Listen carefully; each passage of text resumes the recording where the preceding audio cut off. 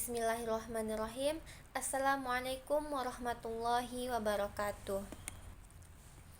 Alhamdulillahirabbil alamin wassalatu wassalamu ala asrafil anbiya'i wal mursalin wa ala alihi wa sahbihi ajmain, amma ba'du.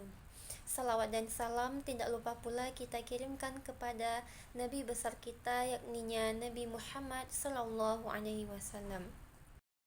Baiklah, pada video kali ini saya akan menyampaikan sebuah materi sebagai salah satu tugas dari mata kuliah Tafsir Tarbawi. Materinya yaitu tentang konsep pendidikan dalam Quran Surah Ali Imran ayat 84 sampai 87. A'udzu billahi minasy syaithanir rajim. Bismillahirrahmanirrahim. Qul amanna billahi wa ma unzila alaina wa ma unzila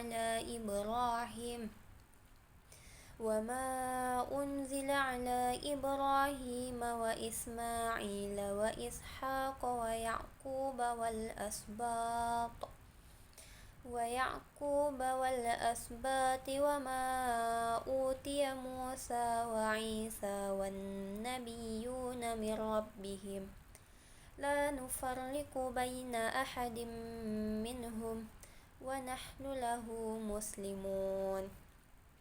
Wa man yabtaghi ghayral islami dinan falan yuqbala minhu wa huwa fil akhirati minal khasirin. Kaifa yahdillahu qauman kafaru ba'da imanihim wa syahidu anna ar-rasula haqqun wa ja'ahumul bayyinat wallahu la yahdil qaumal zalimin. Ulaika jazaohum anna alaihim la'natullahi wal malaikati wan nasi ajma'in. Nah, terjemahan dari ayat ini, katakanlah Nabi Muhammad, kami beriman kepada Allah dan pada apa yang diturunkan kepada kami dan yang diturunkan kepada Ibrahim, Ismail, Ishak, Yakub beserta anak-anak cucunya, dan apa yang diberikan kepada Musa, Isa, serta para nabi dari Tuhan mereka. Kami tidak membeda-bedakan seorang pun di antara mereka, dan hanya kepadanya kami berserah diri. Siapa yang mencari agama selain Islam, sekali-kali agamanya tidak akan diterima darinya, dan di akhirat dia termasuk orang-orang yang rugi. Bagaimana mungkin Allah akan memberi petunjuk kepada suatu kaum yang kufur setelah mereka beriman dan mengakui bahwa Rasul Muhammad itu benar dan bukti-bukti yang jelas telah sampai kepada mereka? Allah tidak memberi petunjuk kepada kaum yang zalim. Mereka itu balasannya adalah ditimpa laknat Allah, para malaikat, dan manusia seluruhnya. Selanjutnya yaitu penafsiran Quran Surah Ali Imran ayat 84-87 berdasarkan dua kitab tafsir, yaitu Tafsir Al-Misbah karya Muhammad Quraisy Shihab dan Tafsir Ibnu Katsir karya Ibnu Katsir. Yang pertama itu menurut Tafsir Al-Misbah. Pada ayat 84 dalam Tafsir Al-Misbah dijelaskan bahwa ayat ini memerintahkan Nabi Muhammad untuk menyatakan keimanan umat Islam kepada Allah dan kepada semua wahyu yang diturunkan kepada para nabi sebelumnya. Nabi-nabi yang disebutkan seperti Ibrahim, Ismail, Ishak, Yakub, Musa, dan Isa merupakan bagian dari rangkaian para nabi yang membawa ajaran tauhid. Menurut Quraisy Shihab, ayat ini menegaskan bahwa Islam memiliki kesinambungan dengan ajaran para nabi sebelumnya. Nabi Muhammad tidak datang untuk menghapus ajaran mereka, tetapi untuk menyempurnakan risalah yang telah dibawa oleh para nabi terdahulu. Oleh karena itu, umat Islam diperintahkan untuk tidak membeda-bedakan para nabi dalam keimanan. Selain itu, penggunaan kata Amanna, kami beriman, dalam bentuk jamak menunjukkan bahwa iman bukan hanya milik Nabi Muhammad, tetapi juga menjadi keyakinan seluruh umat Islam yang berserah diri kepada Allah. Selanjutnya ayat 85, dalam tafsir Al-Misbah ini dijelaskan bahwa ayat ini menegaskan bahwa agama yang diterima di sisi Allah hanyalah Islam, yaitu sikap berserah diri sepenuhnya kepada Allah dan mengikuti syariatnya. Menurut Quraisy Shihab, kata Islam tidak hanya berarti nama agama, tetapi juga menunjukkan sikap tunduk dan patuh kepada aturan Allah. Seseorang yang mencari jalan hidup selain dari petunjuk Allah berarti menyimpang dari fitrah manusia yang seharusnya tunduk kepada Tuhan. Ayat ini juga menjelaskan bahwa orang yang tidak mengikuti ajaran Allah akan mengalami kerugian di akhirat, walaupun di dunia mungkin mereka memperoleh keberhasilan atau kedudukan.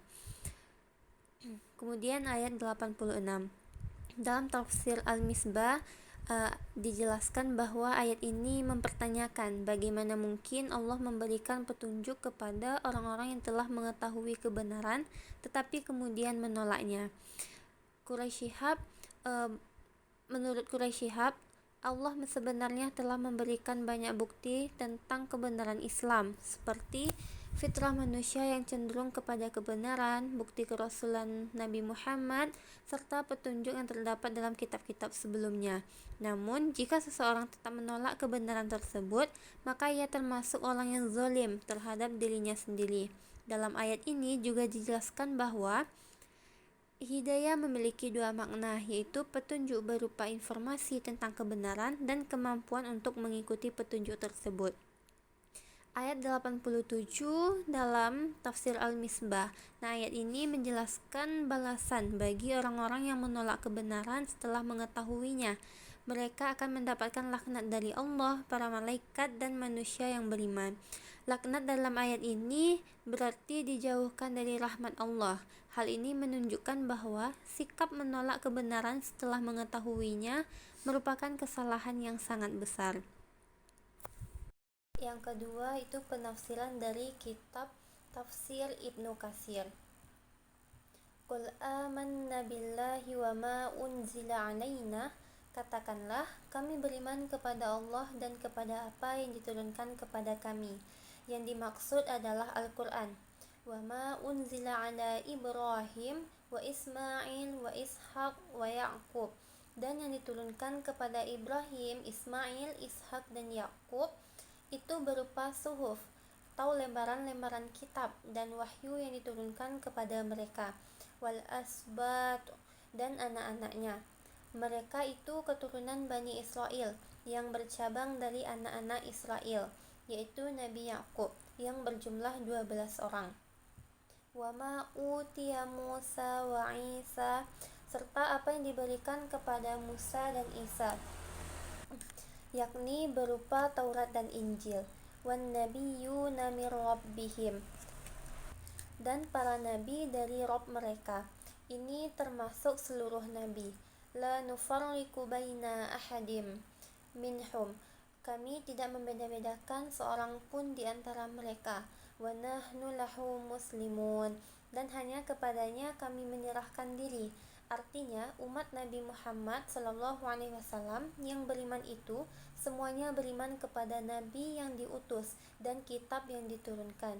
Tidak ada dari mereka yang mengingkarinya. Bahkan semua Nabi yang diutus dan apa yang diturunkan oleh Allah Subhanahu wa Ta'ala, mereka membenarkannya. Wa may yabtaghi ghairal islami dinan falan yuqbala minhu, barang siapa yang mencari agama selain agama Islam, maka sekali-kali tidaklah akan diterima darinya. Maksudnya ialah bahwa siapa yang menempuh suatu jalan yang tidak disyariatkan Allah, maka tidak akan Allah terima. Wa huwa fil akhirati minal khasirin, dan di akhirat dia termasuk orang-orang yang merugi, sebagaimana yang terdapat di dalam hadis yang sahih. Man amila amalan laisa alaihi amruna fahuwa raddun.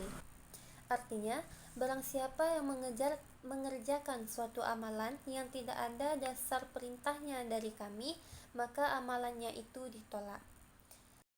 kaifa yahdillahu qauman kafaru ba'da imanihim wa syahidu anna ar-rasula haqqan wa ja'ahumul bayyinat wallahu la yahdil qaumaz zalimin.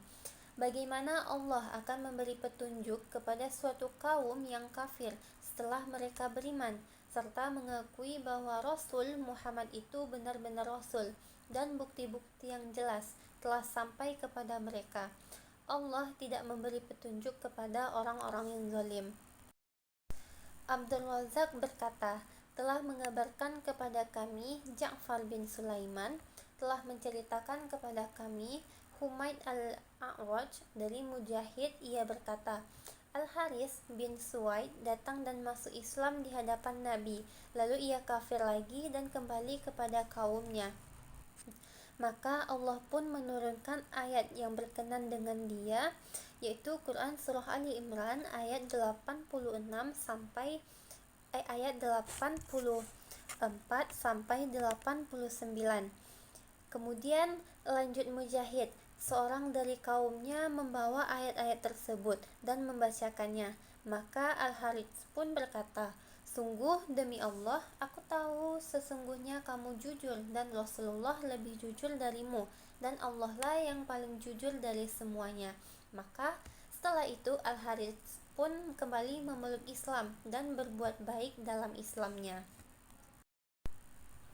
Pada ayat 86 ini, al-bayyinat, yakni hujjah dan bukti telah jelas baginya membuktikan kebenaran apa yang disampaikan oleh Rasulullah SAW kepada mereka, dan beliau SAW telah menerangkannya kepada mereka perkara tersebut. Kemudian mereka murtad dan kembali kepada kegelapan kemusyrikan. Maka bagaimana orang-orang seperti itu berhak mendapat petunjuk sesudah mereka diselamatkan dari kebutaannya? Karena itu, pada akhir ayat ini disebutkan, Wallahu la yahdil qaumaz zalimin. Allah tidak akan memberi petunjuk kepada orang-orang yang zalim. Kemudian Allah berfirman, Ulaika jazaohum anna alaihim la'natullahi wal malaikah wan nasi ajma'in. Mereka itu balasannya bagi mereka adalah laknat Allah, laknat para malaikat dan manusia seluruhnya, yaitu mereka dilaknat oleh Allah dan juga dilaknat oleh makhluknya. Poin selanjutnya yaitu tentang kesimpulan tafsir dari dua kitab tafsir tadi. Jadi secara umum Quran Surah Ali Imran ayat 84 sampai 87 menegaskan prinsip dasar keimanan dalam Islam, yaitu keharusan beriman kepada Allah dan seluruh nabi serta wahyu yang diturunkan kepada mereka tanpa membeda-bedakan satupun di antara para rasul. Dalam ayat 84 dijelaskan bahwa umat Islam diperintahkan untuk menyatakan keimanannya kepada Allah, Al-Quran, serta kitab-kitab dan para nabi terdahulu seperti Nabi Ibrahim, Ismail, Ishak, Yakub, Musa, Isa, dan para nabi lainnya. Hal ini menunjukkan bahwa ajaran Islam memiliki kesinambungan dengan ajaran para nabi sebelumnya dan hadir sebagai penyempurna risalah-risalah terdahulu. Selanjutnya, dalam ayat 85 menegaskan bahwa agama yang diterima di sisi Allah hanyalah Islam, yaitu sikap berserah diri dan taat kepada ketentuan Allah. Siapapun yang mencari jalan agama selain Islam, yakni tidak mengikuti petunjuk dan syariat yang ditetapkan Allah, maka amalannya tidak akan diterima dan pada akhirnya akan mengalami kerugian di akhirat. Penegasan ini menunjukkan bahwa keselamatan manusia bergantung pada ketersediaannya untuk mengikuti petunjuk ilahi secara utuh. Pada ayat selanjutnya, ayat 86, dijelaskan lagi bahwa orang-orang yang telah beriman kemudian kembali kepada kekafiran setelah mengetahui kebenaran dan menerima bukti-bukti yang jelas akan sulit memperoleh petunjuk dari Allah. Hal ini bukan karena Allah menutup kesempatan secara mutlak, melainkan karena mereka sendiri menolak kebenaran yang telah nyata di hadapan mereka. Dengan demikian, kezaliman yang dilakukan berupa penolakan terhadap kebenaran menyebabkan mereka terhalang dari petunjuk. Selanjutnya dalam ayat 87 menerangkan tentang konsekuensi dari sikap tersebut, yaitu mereka mendapatkan laknat atau kutukan dari Allah, para malaikat dan manusia yang beriman. Laknat tersebut menunjukkan keadaan mereka yang dijauhkan dari rahmat Allah sebagai akibat dari sikap penolakan terhadap kebenaran setelah mengetahuinya. Nah, dengan demikian, kedua tafsir tersebut sama-sama menekankan bahwa ayat ini mengandung pesan tentang kesatuan ajaran para nabi, kewajiban beriman kepada Rasul, pentingnya konsistensi dalam keimanan, serta peringatan keras bagi orang-orang yang menolak kebenaran setelah mengakui bukti-bukti yang jelas. Ajaran ini sekaligus menegaskan bahwa Islam merupakan agama yang menyempurnakan risalah para nabi sebelumnya dan menuntut manusia untuk tunduk sepenuhnya kepada petunjuk Allah. Poin selanjutnya yaitu hubungan atau relasi Quran Surah Ali Imran dengan pendidikan. Nah, Surah Ali Imran ayat 84-85 ini berbicara tentang iman kepada para nabi dan menerima agama Islam. Sedangkan ayat 86-87 berbicara tentang macam-macam tipe orang kafir yang dipandang dari sisi pertobatannya. Nah, jadi relasi atau hubungan Surah Ali Imran ayat 84-87 ini dengan pendidikan yaitu pada ayat 84 sampai 85. Nah, kalau ayat ini dikaitkan dengan pendidikan, maka ayat ini berkaitan dengan pendidikan tauhid dan keimanan, di mana semua umat Islam haruslah beriman kepada Allah, para nabi dan kepada kitab yang telah diturunkan. Dan begitu juga dengan pendidikan tauhid, yaitu menanamkan keimanan kepada Allah sebagai Tuhan yang Maha Esa. Nah, oleh karena itu, implementasi pendidikan terkait ayat ini tidak hanya dengan hafal rukun iman saja dan mengetahui sifat-sifat Allah, akan tetapi juga menimbulkan perasaan keimanan dalam hati para peserta didik. Kemudian, ayat ini juga mengajarkan tentang sikap saling menghargai dan menghormati setiap perbedaan. Nah, dalam konsep pendidikan, ayat ini mengajarkan sikap keterbukaan terhadap berbagai macam ilmu pengetahuan dan tanpa melupakan ajaran Islam. Dan ayat ini mengajarkan tentang tawakal, yakni dengan menyerahkan diri sepenuhnya hanya kepada Allah atas hal yang telah diperbuat. Selanjutnya dalam ayat 86-87, ayat ini menjelaskan bahwa Allah tidak akan memberi petunjuk bagi orang-orang yang berbalik atau menolak kebenaran setelah mengetahui bukti-bukti dengan nyata. Nah, jadi kalau ayat ini dikaitkan dengan pendidikan, maka pendidikan harus memberikan sebuah pemahaman mengenai pentingnya mencari kebenaran yang dibarengi dengan penerimaan atas kebenaran tersebut dan konsekuensinya ketika menolak kebenaran tersebut. Nah, ayat ini juga mengisyaratkan bahwa hidayah atau petunjuk dari Allah sangat penting dalam kehidupan. Maka pendidikan haruslah menjadi sarana untuk mencari hidayah Allah, yaitu dengan mempelajari Al-Quran dan Sunnah. Selanjutnya, pendidikan juga harus mampu untuk memberikan pemahaman yang kuat tentang ajaran agama serta menumbuhkan kesadaran akan kesesatan. Jadi hanya itu materi yang dapat saya sampaikan terkait dengan konsep pendidikan dalam Quran Surah Ali Imran ayat 84-87. Nah, semoga apa yang saya sampaikan ini dapat bermanfaat bagi saya sendiri dan juga bagi teman-teman yang mendengarkan. Akhir kata, Assalamualaikum warahmatullahi wabarakatuh.